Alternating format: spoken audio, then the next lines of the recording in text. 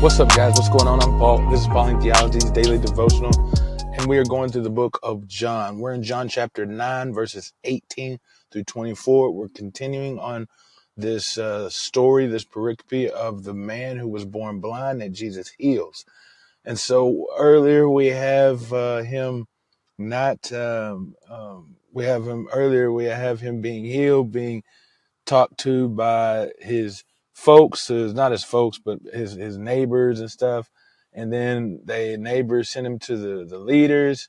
And now we are on to another phase of the conversation between the blind man and the Pharisees. So if you haven't checked it out, go ahead and read John chapter 9, 18 through 24, and we'll continue discussion. Stop the tape, see what it has to say. Come back, we'll answer 4 questions.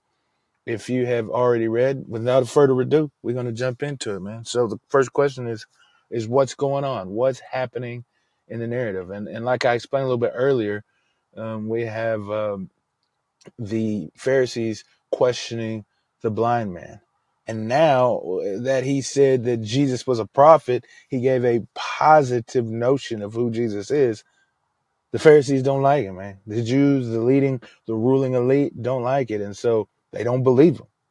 How oftentimes is that how we think? And just because we don't like somebody, we choose not to believe what they say because it ain't what we want them to say. Anyway, because of this, now we see that they want to go and ask the parents of this guy to make sure he truly was blind, that he didn't like make this story up. It wasn't a fabrication. And so they asked him, it says, is this your son? And was he blind? And how can he see? They answer and they're like, yeah, man, he's our son. And he was born blind. That's absolutely true. But we don't know how he got his sight back. And we don't know who did it. They absolutely deny any understanding or knowledge of what took place in order for him to see and who did it.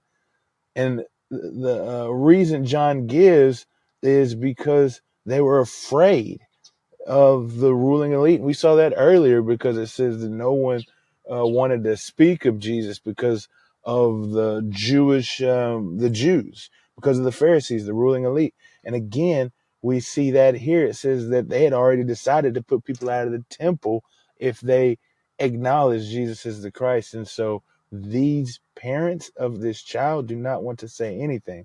They say that he's old enough to speak for himself. Ask him. Ask him. And so this is tough. The reason why being put out of the synagogue is such a major or a big deal is because it was a life and a custom of the people of Israel. This is their temple religion. And a synagogue is kind of like a mini temple in the little area that they're in because they can't all be at Jerusalem all the time. And so that is where they get their teaching, their devotion, their worship, their sacrifices, all these things happen at the synagogues. And so if they were to be put out, man, they would be in some trouble. Their life would be restricted from the community and they would be ostracized because this is a shame and honor society we've talked about, and that would be utter shame upon them. It's also a communal society, and so they would be stricken from the community. There's some major persecution going on if you confess Christ. So what is this saying about God? And then again, from the last episode, we talked about the division that God incites whenever you pledge allegiance to him. And that's exactly what's going on here. Those who don't like Jesus, they separating others from him. And so it is true dedication and devotion that God is desiring. God divides. God divides. What is this saying about mankind? Well, it's saying that persecution comes to those who side with Jesus. I mean, Jesus says this multiple times through multiple scriptures, as well as Paul. We see it that persecution comes to those who believe.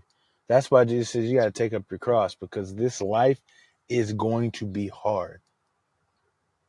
I think last episode I said something about that he has come to bring a sword. He's turning mother against daughter, father against son. I mean, this is something that happens, and it will happen today. Siding with Jesus brings about persecution. And so, how do we apply these truths? Recognizing that God divides, and then knowing that persecution is going to come. Well, I think what it should inspire in us is a boldness for the gospel, because that's what we're going to need. The Spirit of God is going to have to come into us, and He is going to have to explode in us a boldness that is uncharacteristic of us in normal circumstances. That is what's going to have to happen. And so, for application today, I think maybe we should be praying for boldness, praying for the ability to share and testify to what God has done in our lives. We're going to see in this next episode that when they go and they ask the blind man, or the formerly blind man again, that he's going to have this boldness. And it's because of what God has done in him. And so remember what God has done in you, and then find that boldness through the power of the Spirit. Hey, I appreciate you guys, and I will see you in the next episode.